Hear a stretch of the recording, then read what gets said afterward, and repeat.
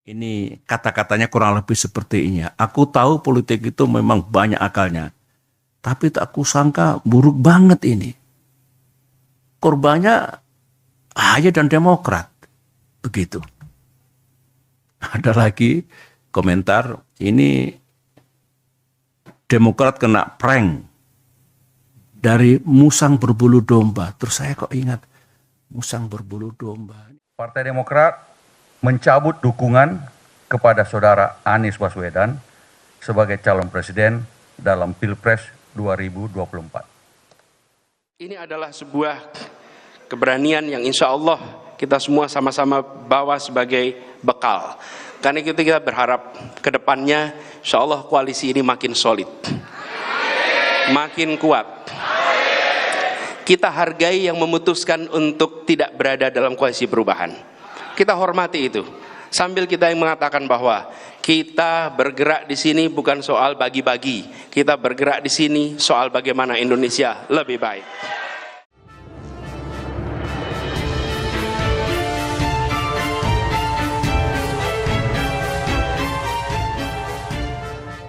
Assalamualaikum warahmatullahi wabarakatuh. Salam sejahtera untuk kita semua, salam budaya. Sahabat-sahabat tercinta sebangsa dan setanah air yang sangat saya hormati, ia dijuluki sebagai Sang Jenderal Kancil.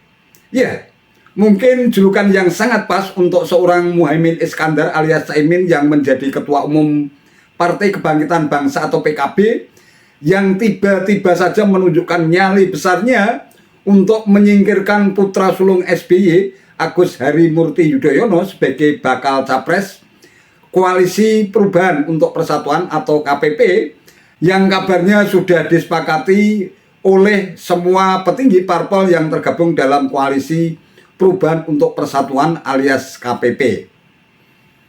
Namun siapa menyangka dan siapa dapat menduga bahwa semua skenario politik yang sudah dirancang khususnya dari Partai Demokrat dengan cara yang struktur dan sistematis akhirnya harus porak-poranda, diobrak-abrik, diacak-acak oleh seorang Muhaimin Iskandar, Sang Jenderal Kancil itu. Mungkin saja pada saat mengambil keputusan Caimin sama sekali tidak perlu melihat portofolio dan rekam jejak seorang SBY, Susilo Bambang Yudhoyono, yang pernah menjadi orang nomor 1 di negeri ini selama 2 periode sebagai Presiden yang ke-6 Republik Indonesia.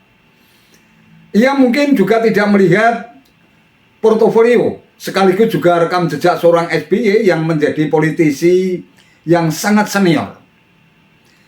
Tampaknya pada saat mengambil keputusan itu, Caimin memang benar-benar hanya mementingkan kepentingan elektoral politiknya dalam rangka untuk mewujudkan cita-citanya dan impiannya sebagai orang nomor 2 di negeri ini, meskipun hasil keputusan Muktamar Partai Kebangkitan Bangsa telah memutuskan Caimin sebagai bakal capres atau bakal calon presiden.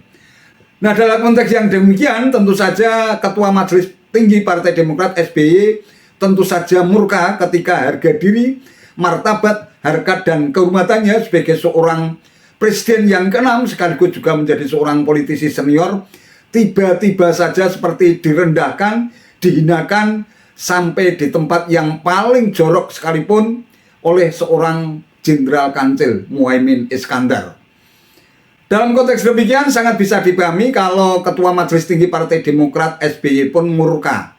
Ia menuding Anies Baswedan, Surya Paloh, dan Caimin telah melakukan dalam tanda kutip kejahatan politik yang telah menyingkirkan putra sulungnya sebagai bakal capres yang notabene sudah mendapatkan kesepakatan bersama dengan koalisi parpol yang tergabung dalam Koalisi Perubahan untuk Persatuan atau KPP. Bahkan yang membuat kita semua miris dan geleng-geleng kepala, SBY sampai menyebut Anies Baswedan sebagai sosok serigala berbulu domba. Di depan bersikap baik, tetapi di belakang ternyata mengambil jalan menikung, bahkan tega untuk membunuh. Nah, atas pengkhianatan yang dilakukan oleh Anies Baswedan, Surya Paloh, dan Caimin tersebut, akhirnya Majelis Tinggi Partai Demokrat memutuskan 2 hal. Yang pertama adalah mencabut dukungan terhadap Capres Anies Baswedan. Kemudian yang kedua, Partai Demokrat menyatakan keluar dari koalisi Yang kedua, Partai Demokrat menyatakan keluar dari Koalisi Perubahan untuk Persatuan dan Partai Demokrat resmi keluar dari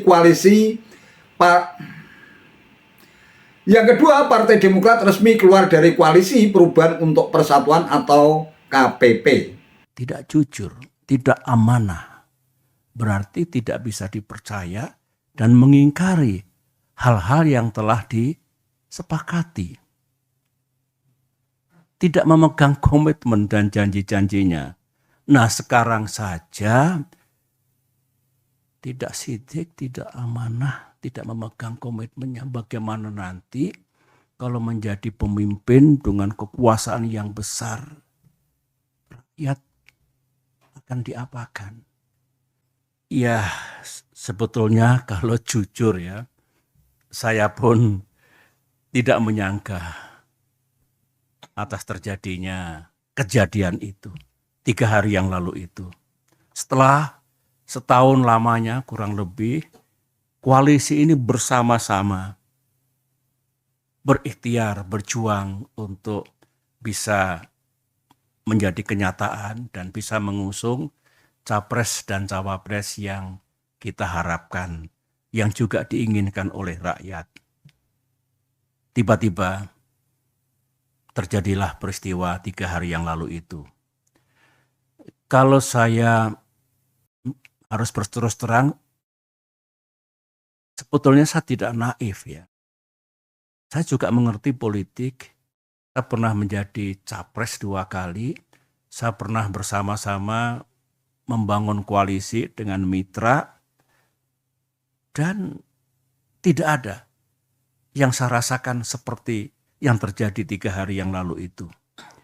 Saya mengerti, ya kita semua mengerti, politik itu memang ya penuh strategi, penuh siasat, penuh taktik, caranya banyak. Tetapi saya tidak menyangka kalau tindakan itu sejauh ini, menurut saya melebihi batas kepatutan, moral dan etika dalam politik. Ya kasar, ya dari sekian banyak ribuan saya kira yang merespon, yang memberikan message itu, ada 2 yang menarik bagi saya. Ini kata-katanya kurang lebih seperti ini. Aku tahu politik itu memang banyak akalnya, tapi tak aku sangka buruk banget ini. Korbannya AHY dan Demokrat. Begitu. Ada lagi komentar, ini Demokrat kena prank dari musang berbulu domba. Terus saya kok ingat, musang berbulu domba, ini kan peribahasa yang lama ini. Ingat saya kira waktu kita sekolah di SD, SMP, pernah belajar banyak sekali peribahasa. Tapi musang berbulu domba itu di depan bersikap baik, manis, lembut, penuh persahabatan. Tapi di balik itu kalau kita lemah dan lengah, ini lengah ini, kita akan dicaplok dan dimakan sampai habis. Setelah rapat dilakukan, kemudian Majelis Tinggi Partai memutuskan sebagai berikut. Yang pertama, Partai Demokrat mencabut dukungan kepada Saudara Anies Baswedan sebagai calon presiden dalam Pilpres 2024. Yang kedua, Partai Demokrat tidak lagi berada di dalam Koalisi Perubahan dan Persatuan KPP karena telah terjadi pengingkaran terhadap kesepakatan yang dibangun selama ini.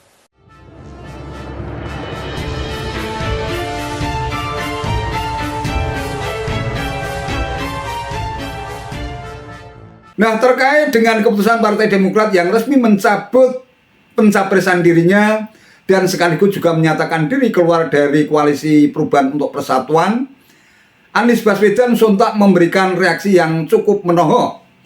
Dalam orasi politiknya di acara deklarasi Capres-Cawapres yang berlangsung di Hotel Majapahit, Kota Surabaya pada hari Sabtu 2 September 2023 yang lalu, Anies sempat menyindir mengenai keluarnya Partai Demokrat dari KPP dan tidak mendukung dirinya. Ia mengatakan bahwa kita hargai yang memutuskan untuk tidak berada dalam koalisi perubahan. Kita hormati itu. Sambil kita ingin mengatakan bahwa kita bergerak di sini bukan soal bagi-bagi. Kita bergerak di sini soal bagaimana Indonesia menjadi lebih baik, kata Anies. Kenapa berani? Kita semua lihat ketika kita menyaksikan seseorang memiliki keberanian karena dia memiliki keyakinan bahwa yang dikerjakan adalah kebenaran. Bahwa yang dikerjakan adalah kebaikan. Bahwa yang dikerjakan bukan tentang dirinya, tapi tentang bagaimana Indonesia lebih baik, bagaimana Indonesia lebih maju, bagaimana Indonesia lebih makmur. Karena itu bisa dipertanggungjawabkan pada siapapun yang bertanya atas apa yang diputuskan pada malam hari ini oleh Ketua Umum PKB. Ini adalah sebuah keberanian yang insya Allah kita semua sama-sama bawa sebagai bekal. Karena itu kita berharap ke depannya insya Allah koalisi ini makin solid, makin kuat. Kita hargai yang memutuskan untuk tidak berada dalam koalisi perubahan. Kita hormati itu.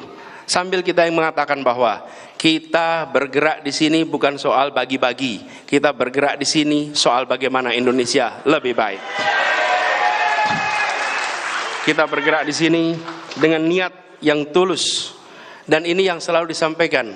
Kalau bertemu dengan Bang Surya hampir selalu bicara soal satu kata yang selalu hampir digunakan. Kata ikhlas. Kata ikhlas, kata tulus. Hampir selalu digunakan. Dan ini adalah pesan menurut saya bagi kita semua. Kita berada di sebuah tempat di mana perjuangan itu dilakukan dan menjadi legenda. Kita berharap hari ini kita bukan saja mengerti sejarah mengapa di Hotel Yamato ini terjadi peristiwa 19 September. Bukan hanya mengerti sejarah mengapa terjadi resolusi jihad 22 Oktober.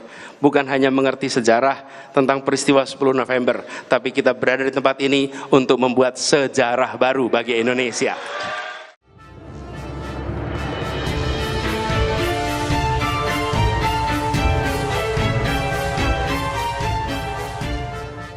Sahabat-sahabat tercinta bangsa dan setanah air yang sangat saya hormati, begitulah dinamika dan hingar-bingar dunia politik menjelang pendaftaran Capres-Cawapres di KPU. Apapun bisa terjadi dalam dunia politik, konon katanya tidak ada kawan dan lawan abadi. Yang abadi adalah kepentingan itu sendiri. Adagium semacam ini tampaknya juga sangat tepat untuk menggambarkan bagaimana dinamika yang terjadi ketika Anies Baswedan dan Ketua Umum Partai Nasdem Surya Paloh ini memutuskan untuk melakukan ijab kabul dengan Caimin, Ketua Umum Partai Kebangkitan Bangsa. Mereka tidak peduli apakah keputusan yang mereka ambil itu menyakiti mitra koalisinya atau tidak. Yang pasti ketika keputusan itu diambil, mereka sudah bisa memastikan bahwa dengan menggandeng Partai Kebangkitan Bangsa, mereka bisa berlayar dan melenggang mulus menuju kontestasi Pilpres 2024 karena dengan jumlah kursi yang ada di DPR sekitar 20,34%, mereka bisa mengusung Anies Baswedan dan Caimin menuju kontestasi Pilpres 2024 tanpa harus berkoalisi dengan parpol lainnya. Nah, mungkin dengan kalkulasi politik semacam itulah akhirnya keputusan itu pun lahir yang sangat mengejutkan. Dari hitung-hitungan elektoral politik memang kalau dibandingkan head to head antara AHY dan Caimin memang sedikit timpang. Caimin dengan portofolio politiknya yang sudah cukup lama berpengalaman sebagai Ketua Umum Partai Kebangkitan Bangsa atau PKB, ditempa dengan berbagai pengalaman selama ia menjadi pemimpin organisasi, tentu bisa menjadi modal politik bagi Caimin atau Muhaimin Iskandar ini untuk mendulang suara khususnya warga Nahdliyin. Meskipun demikian, kita juga tidak bisa mengabaikan bagaimana sikap politik warga Nahdliyin setiap kali menjelang atau setiap kali memasuki kontestasi pilihan presiden. Mereka tidak terikat secara organisatoris, secara struktural oleh organisasi politik manapun, karena sejak dulu memang warga Nahdliyin ini netral dan menjaga jarak dengan kekuatan politik manapun. Tentu saja pernyataan Ketua Umum PBNU Yahya Khalil Stakuf yang menyatakan bahwa tidak ada bakal capres ataupun cawapres yang bisa mengatasnamakan Nahdlatul Ulama ini penting untuk diperhatikan. Jadi meskipun secara resmi Anies Baswedan menggandeng Cak Imin alias Muhaimin Iskandar belum bisa menjadi jaminan bahwa semua suara warga Nahdliyin akan semuanya diberikan kepada pasangan capres-cawapres yang diusung oleh koalisi atau poros baru Nasdem dan Partai Kebangkitan Bangsa. Belum lagi pernyataan dari Menteri Agama Yakut Khalil Qomas yang tegas menyatakan bahwa jangan sampai warga NU memilih calon presiden yang pernah memecah belah umat. Meskipun secara tersurat tidak menyebutkan bahwa yang dimaksud itu adalah sosok Anies Baswedan ketika mengikuti kontestasi Pilkada DKI tahun 2017 yang silam, yang pasti sosok yang dimaksud oleh Menteri Agama tentu saja adalah Anies Baswedan yang saat itu dinilai akrab dan sangat dekat dengan kelompok Islam radikal dan intoleran yang menggunakan strategi politisasi SARA ketika melawan Ahok atau Basuki Cahayapurnama. Pernyataan-pernyataan yang cenderung sensitif seperti ini tentu menjadi hal yang penting untuk digarisbawahi, dan tentu saja warga Nahdliyin yang sudah sangat kenyang dengan pengalaman-pengalaman politik selama ini tentu tidak akan gegabah untuk menjatuhkan pilihan politiknya kepada capres dan cawapres tertentu tanpa pertimbangan-pertimbangan aspek budaya atau aspek kultural dan juga mindset warga NU yang selama ini sangat tidak menyukai dengan pihak-pihak tertentu, terutama yang mengatasnamakan Islam, tetapi bersikap radikal dan intoleran. Ini yang penting digarisbawahi, dengan kata lain bahwa meskipun Cak Imin ini termasuk sosok yang sangat berpengaruh di dalam struktur kalangan Nahdlatul Ulama, bukan bisa menjadi jaminan bahwa Cak Imin akan bisa mendongkrak dan mendulang suara warga Nahdliyin. Hal ini menjadi penting untuk digarisbawahi agar jangan sampai muncul kesan bahwa digandengnya Cak Imin oleh Anies Baswedan dan Surya Paloh ini bisa menjadi garansi politik yang bisa menggait suara warga Nahdliyin secara full. Wallahu a'lam bishawab. Itu saja yang bisa saya sampaikan. Terima kasih atas perhatiannya. Wassalamualaikum warahmatullahi wabarakatuh.